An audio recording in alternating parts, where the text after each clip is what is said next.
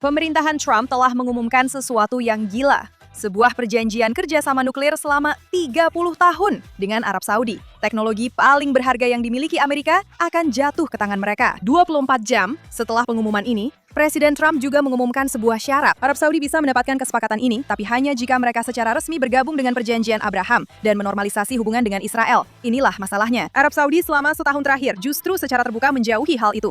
Mereka telah menyerang Uni Emirat Arab karena menormalisasi hubungan dengan Israel. Mereka telah mendekati Iran. Mereka telah mengatakan kepada semua orang bahwa tidak ada kesepakatan nuklir yang sepadan dengan berkompromi soal Palestina. Jadi, kenapa? Apakah Trump akan menjadikan tawaran paling berharga yang tersedia bergantung pada sesuatu yang baru saja ditolak oleh Arab Saudi? Ya, itu tidak masuk akal kecuali ada sesuatu lain yang sedang terjadi, sesuatu yang lebih besar. Hari ini kita akan membahas apa yang baru saja terjadi, mengapa sebenarnya ini mungkin adalah langkah yang jenius, dan apa yang hal ini tunjukkan tentang bagaimana Amerika akan tetap relevan di Timur Tengah tanpa tentara Amerika benar-benar harus bertempur dalam perang berikutnya. Ini adalah Meet Your Occasion di JNS TV. Mari kita langsung mulai. Jadi selama beberapa bulan terakhir, dunia semakin menyadari betapa pentingnya Timur Tengah bagi keamanan ekonomi. Dan dengan itu dimulailah perlombaan untuk mendapatkan simpati di mata para pemain utama. Arab Saudi yang memiliki pengaruh besar di kawasan tiba-tiba menjadi sangat penting. Siapapun yang membangun program nuklir Arab Saudi akan memiliki pengaruh terhadap kerajaan itu selama 100 tahun ke depan. Perjanjian reaktor berarti pasokan penuh, pemeliharaan, rekayasa, pelatihan, dan regulasi. Pada dasarnya, ini adalah hubungan yang terjamin selama 1 abad, dan ini adalah sesuatu yang benar-benar diinginkan oleh Amerika Serikat. Tapi mereka bukan satu-satunya. Rusia dan Tiongkok juga berlomba-lomba untuk menjadi mitra tersebut. Rusia sedang membangun reaktor di Mesir dan Turki. Perusahaan nuklir milik negara Tiongkok sedang membangun proyek di seluruh kawasan Teluk. Dan jika Rusia lebih dulu sampai ke Arab Saudi, Moskow kemudian akan memegang kendali atas Arab Saudi dan infrastruktur energi mereka selama 100 tahun ke depan. Insinyur Rusia di fasilitas Saudi, pengawasan Rusia terhadap infrastruktur penting, pengaruh Rusia atas kerajaan tersebut. Dan kita semua tahu apa artinya itu. Begitu juga dengan Tiongkok omong-omong. Beijing sudah menjadi perantara rekonsiliasi Iran-Saudi tahun 2023. Mereka sedang memposisikan diri sebagai perantara keamanan baru di kawasan Teluk. Dan dari sudut pandang Amerika, ini bukan hanya soal apakah Arab Saudi seharusnya memiliki tenaga nuklir. Ini tentang siapa yang akan membentuk masa depan Arab Saudi, Amerika, Rusia, atau Tiongkok, yaitu masa depan Timur Tengah. Dan kesempatan untuk bertindak semakin sempit. Trump bergerak sekarang karena dia harus melakukannya. Tapi kenapa Arab Saudi membutuhkan teknologi nuklir sejak awal? Pertama-tama, karena ekonomi mereka sedang runtuh. Visi 2030, proyek diversifikasi besar-besaran yang seharusnya mengubah Arab Saudi dari negara minyak menjadi ekonomi modern, sedang mandek.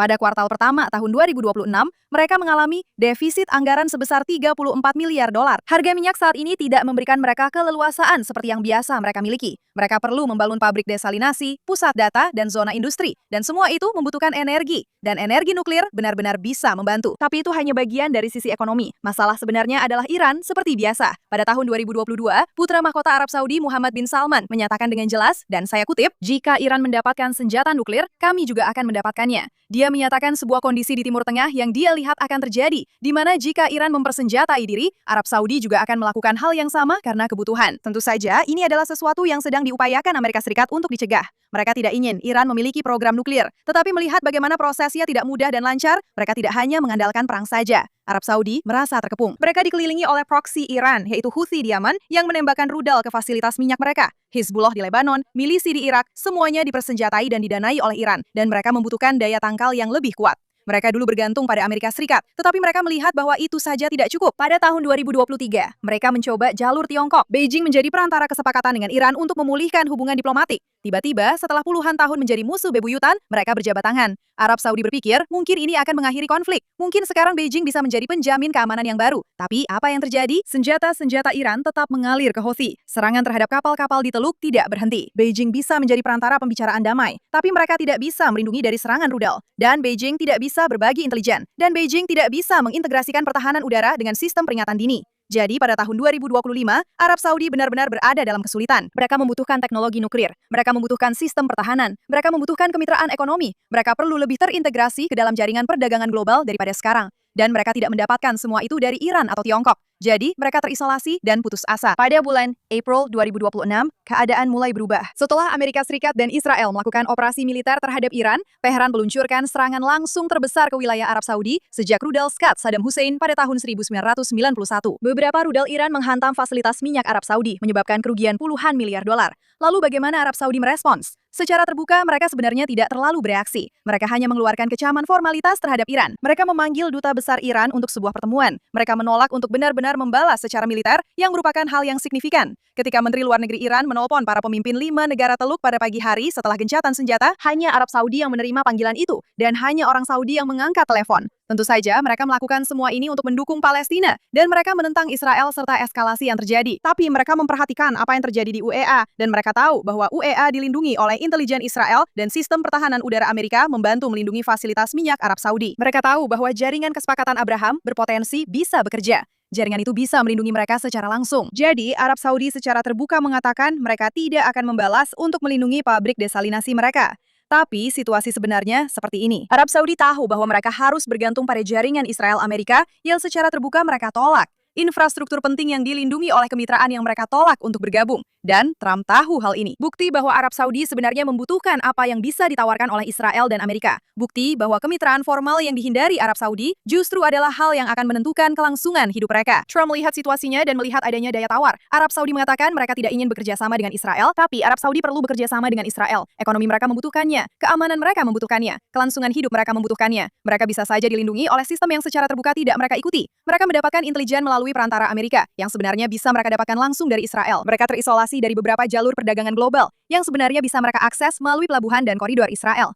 Dan tawaran Trump sangatlah jelas. Aku tahu apa yang sebenarnya kalian butuhkan, bukan apa yang kalian katakan kalian inginkan di depan umum. Apa yang benar-benar kalian butuhkan? Reaktor nuklir, sistem keamanan terintegrasi, kemitraan ekonomi, akses ke intelijen dan teknologi. Israel yang saat ini hanya bisa kalian dapatkan melalui Washington, semuanya bisa kalian miliki, seluruh paketnya. Tapi syaratnya adalah kalian harus bergabung dengan kesepakatan Abraham secara resmi dan terbuka, serta menetapkan jalan baru untuk Timur Tengah. Tidak ada lagi pura-pura. Kalian berkomitmen pada kemitraan yang sebenarnya sudah bisa kalian manfaatkan sejak lama, dan kita semua akan mendapatkan manfaatnya. Ini adalah alat tawar yang jitu, karena dia tidak mengancam apa yang mereka inginkan. Dia menawarkan apa yang sebenarnya mereka butuhkan, dan memaksa mereka membayar harga politik untuk itu, serta membantu mereka keluar dari kebuntuan. Mereka tidak bisa begitu saja membuat kesepakatan dengan Israel. Orang-orang Saudi hampir sepenuhnya menentangnya, tapi mereka bisa memasukkannya sebagai kompromi untuk memberikan apa yang diinginkan Saudi, menjadi aman, terlindungi, dan pemain terkuat di Timur Tengah. Jadi apa sebenarnya yang ditawarkan oleh Trump? Nah, perjanjian 123 adalah istilah formal dari Undang-Undang Energi Atom. Pada dasarnya, ini adalah perjanjian yang menyatakan bahwa Amerika Serikat akan menyediakan teknologi nuklir, reaktor, dan bahan bakar, tetapi sebagai gantinya, Arab Saudi setuju untuk tidak memperkaya uranium di tanah mereka sendiri atau memproses ulang plutonium. Dan inilah alasannya mengapa hal ini penting. Memperkaya uranium adalah proses teknis yang memisahkan isotop uranium. Jika kamu memperkaya uranium ke tingkat rendah, misalnya 3 hingga 5%, kamu bisa menyalakan reaktor. Kamu sekarang memiliki energi dalam jumlah besar, tapi kamu belum memiliki kemampuan membuat senjata nuklir. Ketika kamu memperkaya uranium hingga 90%, itulah saat kamu membangun senjata nuklir.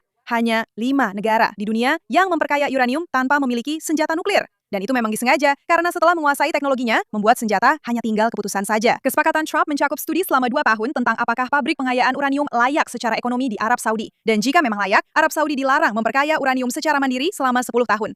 Tapi ada satu hal yang perlu diperhatikan. Kesepakatan itu tidak mewajibkan Arab Saudi menandatangani protokol tambahan, yaitu perjanjian internasional yang memberikan wewenang kepada para inspektur untuk memeriksa di mana saja, kapan saja, tanpa pemberitahuan. Tanpa protokol itu, para inspektur hanya bisa memeriksa tempat-tempat yang diumumkan oleh Arab Saudi. Fasilitas rahasia bisa saja mereka sembunyikan. Dan itulah taruhannya. Trump mempertaruhkan bahwa komitmen Arab Saudi terhadap perjanjian Abraham secara formal, terbuka, mengikat mereka dengan Israel dan nilai-nilai barat, lebih berarti daripada sekedar perlindungan pengayaan. Jadi, bagaimana cara kerjanya? Selama beberapa bulan terakhir, Arab Saudi menyadari sesuatu yang sebenarnya tidak ingin mereka akui. Kamu tidak bisa mempertahankan ekonomi modern dari serangan rudal dan drone sendirian. Itu akan memakan waktu bertahun-tahun. Fasilitas minyakmu, pabrik desalinasi, pelabuhan, bandara, reputasi, pusat data, yang semuanya merupakan bagian dari visi 2030. Semua itu sekarang menjadi target permanen jika Iran memutuskan untuk menyerang, dan mereka bisa melakukannya. Israel memiliki sistem yang berfungsi. Sistem anti-ballistic arrow untuk ancaman jarak jauh, David Sling untuk ancaman jarak menengah, jaringan radar, sistem peringatan dini. Mereka telah menghabiskan puluhan tahun menyempurnakan semua ini untuk menghadapi ancaman Iran. Tapi inilah masalahnya. Sistem-sistem itu tidak membantu Arab Saudi kecuali ada koordinasi langsung. Dan koordinasi langsung berarti hubungan langsung. Dan hubungan langsung berarti normalisasi. Dan kemudian ada ancaman dari selapan. Houthi yang didukung Iran dipersenjatai dengan rudal dan drone buatan Iran mengancam pelayaran melalui Selat Bab el-Mandab. Mereka juga mengancam infrastruktur Arab Saudi di sepanjang Laut Merah. Israel sudah mulai mengakui Somaliland dan membangun jaringan intelijen di Teluk, khususnya untuk menghadapi ancaman Houthi. Arab Saudi juga sedang memerangi Houthi, tetapi secara terpisah. Jika mereka melakukan normalisasi, tiba-tiba ini menjadi operasi bersama, berbagi intelijen, serangan yang terkoordinasi, jauh lebih efektif, dan semua pihak diuntungkan. Dan tentu saja ada aspek ekonomi juga. Arab Saudi ingin melakukan diversifikasi. Visi 2030 seharusnya menciptakan ekonomi yang tidak sepenuhnya bergantung pada minyak. Tapi hal itu tidak bisa dilakukan jika tetap terisolasi. Kamu membutuhkan kemitraan dagang. Kamu harus menjadi bagian dari rantai pasok global. Dan Abraham Accords menciptakan koridor ekonomi itu. Tentu saja, ada sesuatu yang disebut Koridor Ekonomi India Timur Tengah Eropa, IMEC, yang saat ini terhenti karena Arab Saudi dan Israel perlu bekerja sama untuk mewujudkannya. IMEC pada dasarnya akan memungkinkan barang-barang dipindahkan dari wilayah itu ke Eropa tanpa melibatkan Iran. Dan itu, seperti yang kita semua tahu, akan sangat-sangat signifikan. Jika ada perdamaian, ini akan berlanjut. Arab Saudi akan bergabung. Mereka mendapatkan jalur perdagangan langsung melalui Israel ke Eropa dan Asia. Ada koneksi infrastruktur nyata yang menghubungkan mereka ke ekonomi global. Pendekatan pemerintahan Trump pada dasarnya adalah, Anda membutuhkan teknologi Israel untuk pertahanan. Anda membutuhkan pelabuhan dan logistik Israel untuk perdagangan. Anda membutuhkan intelijen Israel untuk operasi Houthi. Anda sudah cukup mendapat manfaat dari ini secara informal. Mengapa tidak meresmikannya? Bergabunglah secara terbuka dengan Abraham Accords. Dan sebagai imbalannya, Amerika memberi Anda kesepakatan nuklir, keamanan terintegrasi, kemitraan ekonomi, semua yang sebenarnya ingin Anda bangun. Dan meskipun ini terdengar seperti tawaran yang luar biasa, ada sesuatu yang perlu disadari. Memberikan kemampuan nuklir kepada entitas Islamis itu adalah sebuah risiko. Arab Saudi memiliki rekam jejak meninggalkan komitmen ketika dirasa menguntungkan. Setelah perang tahun 2006 dan 2024 dengan Hizbullah, Lebanon berkomitmen untuk melucuti senjata milisi tersebut sebagai bagian dari gencatan senjata. Arab Saudi mendukung hal ini karena mereka ingin Hizbullah dilemahkan. Dan apa yang terjadi? Lebanon tidak pernah melucuti senjata Hizbullah. Sebaliknya, mereka mengambil semua konsesi dari Israel, wilayah ditetapkan, pasukan. Mereka membiarkan Hizbullah mempersenjatai diri kembali. Tapi lebih dari sekadar mereka yang mungkin berubah-ubah. Dengan situasi politik Arab Saudi saat ini dan ekonomi yang memburuk, di Timur Tengah, kudeta bukan hal yang asing. Masa depan tidak pernah pasti. Dan menyerahkan kemampuan nuklir kepada pihak yang bisa berbalik melawanmu adalah sebuah perjudian. Untuk membuat perjudian itu layak, Amerika Serikat ingin jaminan bahwa Arab Saudi berkomitmen pada tatanan Barat, bahwa mereka akan terikat dalam aliansi dengan Barat dan sekutunya seperti Israel. Sehingga mereka tidak akan membatalkannya begitu saja. Dan masih ada lagi komplikasi. Begini, putra mahkota bin Salman membutuhkan kemenangan di dalam negeri, tetapi rakyatnya sangat marah tentang Palestina. Solidaritas terhadap Palestina itu nyata, ancaman dari Iran juga nyata, dan keputusasaan ekonomi juga nyata. Jadi, apakah itu mungkin terjadi? Nah, dia tidak bisa begitu saja mengubah opini publik dengan mudah. Jika dia mendorong normalisasi terlalu cepat, terlalu terbuka, tanpa narasi yang tepat, dia berisiko menciptakan ketidakstabilan dalam negeri. Dia juga berisiko terlihat seperti menjual diri kepada Israel, sementara negaranya sedang mengalami kehancuran ekonomi. Jadi Trump harus membuat tawaran yang begitu bagus, sehingga orang-orang bisa membenarkannya, dan dia juga bisa membenarkannya kepada rakyatnya. Bukan hanya sebagai normalisasi dengan Israel, karena itu jelas masih sangat sensitif, tapi sebagai harga untuk masuk ke sebuah kesepakatan besar. Ya, kami bergabung dengan kesepakatan Abraham, tapi kami mendapatkan reaktor nuklir Amerika, keamanan terintegrasi dengan sistem pertahanan paling canggih di dunia, akses ke koridor ekonomi, tempat di meja perundingan tatanan baru Timur Tengah, dan sebagai gantinya, kami melindungi rakyat kami, ekonomi kami, dan wilayah kami dari ancaman Iran.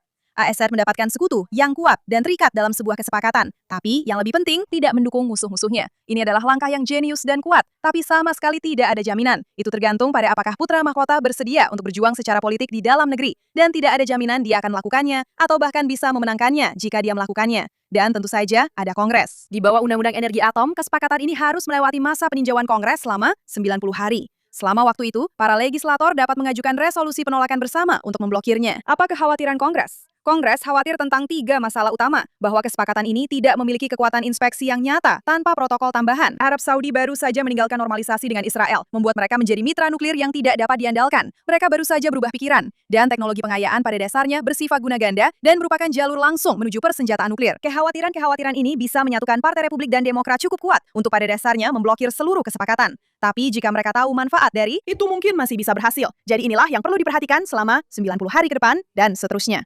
Pertama, apakah Arab Saudi secara resmi berkomitmen pada kesepakatan Abraham? Ini adalah ujian utamanya. Tidak cukup bagi mereka hanya memberi isyarat normalisasi atau membuat kesepakatan diam-diam. Trump membutuhkan pengumuman resmi secara terbuka bahwa Arab Saudi bersedia melakukan ini. Dan jika putra mahkota MBS yang membuat pengumuman itu, Kongres kemungkinan besar akan menyetujui kesepakatan nuklir tersebut. Dan jika dia ragu-ragu, jika dia bilang dia butuh lebih banyak waktu atau mencoba bernegosiasi, itu adalah sinyal bahwa ini mungkin tidak akan berjalan semulus itu. Kedua, apa yang akan dilakukan Kongres dalam masa peninjauan 90 hari? Partai Republik dan Demokrat akan mengajukan pertanyaan-pertanyaan sulit tentang protokol tambahan dan tentang teknologi pengayaan, serta apakah kita bisa mempercayai Arab Saudi. Fakta bahwa tidak ada inspeksi jelas menjadi masalah dan tidak menunjukkan itikat baik.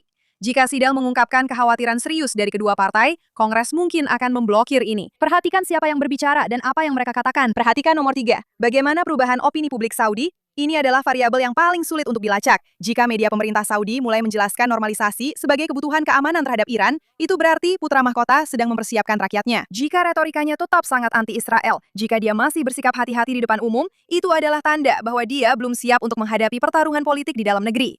Dan tentu saja, nomor 4, apakah Arab Saudi diam-diam bernegosiasi dengan Rusia atau Tiongkok? Jika perusahaan nuklir Tiongkok tiba-tiba mengumumkan proyek baru di Arab Saudi, apa Anda mendengar tentang kesepakatan antara Rusia? Itu adalah sinyal bahwa Arab Saudi masih membuka berbagai kemungkinan. Itu berarti pengaruh Trump lebih lemah dari yang kita kira dan mereka belum sepenuhnya berkomitmen. Dan tentu saja, yang utama menurut saya, kita perlu memperhatikan. Yang kelima, respons Iran. Iran akan mengamati hal ini dengan sangat cermat. Jika mereka meningkatkan serangan ke Arab Saudi atau Houthi untuk menghukum setiap langkah menuju normalisasi, itu justru memperkuat argumen Trump. Ancaman yang lebih besar berarti kebutuhan yang lebih besar akan kemitraan dengan Israel. Tapi jika Iran tiba-tiba menawarkan konsesi atau beralih ke diplomasi dengan Arab Saudi, mereka sedang berusaha menarik kerajaan itu keluar dari kesepakatan. Kita sudah tahu sebelumnya, serangan 7 Oktober sebagian dilakukan untuk menghentikan kesepakatan antara Arab Saudi dan Israel. Mereka tidak menyukainya, mereka takut akan hal itu. Dan ketakutan itulah yang mungkin akan mendorong mereka bertindak jika mereka merasa ini benar-benar terjadi. Ada hal lain juga yang bisa memengaruhi hal ini, seperti pernyataan publik Israel. Mereka pasti punya pendapat tentang kesepakatan ini. Mereka akan menginginkan syarat yang ketat terkait pengayaan. Mereka akan menginginkan komitmen keamanan yang jelas dari Arab Saudi. Jika pejabat Israel mulai mengeluh secara terbuka bahwa kesepakatan ini terlalu lemah, itu bisa menjadi sinyal adanya masalah dalam kerangka kesepakatan Abraham. Yang paling perlu dicermati dari semuanya adalah langkah selanjutnya dari putra mahkota Mohammed bin Salman. Apakah dia akan tampil di depan umum? Apakah dia akan mengunjungi Washington? Apakah dia akan berpidato tentang kerjasama regional melawan ancaman Iran? Tindakannya dalam 30 hari ke depan akan memberitahu kita apakah pengaruh Trump benar-benar berhasil atau apakah Arab Saudi sedang menyiapkan strategi keluar. Trump saat ini bertaruh pada 3 hal. Dia bertaruh bahwa insentif lebih kuat daripada ideologi, bahwa ketakutan kehilangan dukungan Amerika lebih besar daripada ketakutan terhadap opini publik, dan bahwa ketika Anda menawarkan kepada sebuah negara apa yang benar-benar mereka butuhkan, bukan apa yang mereka katakan mereka inginkan, mereka akan membuat pilihan sulit dan berkomitmen. Dia bertaruh bahwa reaktor nuklir, keamanan terintegrasi, kemitraan ekonomi dan akses ke teknologi, serta kemampuan untuk mengalahkan Iran cukup untuk mendorong putra mahkota Mohammed bin Salman untuk berjuang secara politik di dalam negeri. Dia bertaruh bahwa jaringan Abraham Accords akan berhasil, bahwa ketika kekuatan regional terikat bersama melalui teknologi, intelijen, dan hubungan ekonomi, itu akan menyatukan mereka dalam waktu yang lama. Mereka tetap berkomitmen, dan dia mungkin benar. Kekuatan regional pernah berbalik arah sebelumnya. Mesir pernah berbalik dari Uni Soviet ke Amerika. Uni Emirat Arab beralih ke normalisasi meskipun selama puluhan tahun memiliki sentimen anti-Israel. Dan Arab Saudi juga bisa melakukannya. Atau Trump mungkin salah. Arab Saudi bisa saja mendapatkan kesepakatan reaktor dan kemudian diam-diam kembali mendekat ke Iran. Mereka bisa memperkaya uranium secara diam-diam. Mereka bisa menggunakan teknologi nuklir sebagai alat tawar-menawar, bukan untuk pertahanan. Mereka bisa saja membuat komitmen secara terbuka, lalu tetap membuka pilihan lain begitu perhatian Trump beralih ke hal lain. Semua itu adalah kemungkinan, dan kami akan mengawasi ini dengan sangat-sangat hati-hati, karena ini bisa menjadi perbedaan antara Timur Tengah yang bergerak menuju perdamaian atau justru menjadi lebih rumit. 90 hari ke depan akan memberitahu kita apa yang akan terjadi. Saya Aya Yerke dan sampai jumpa di lain waktu.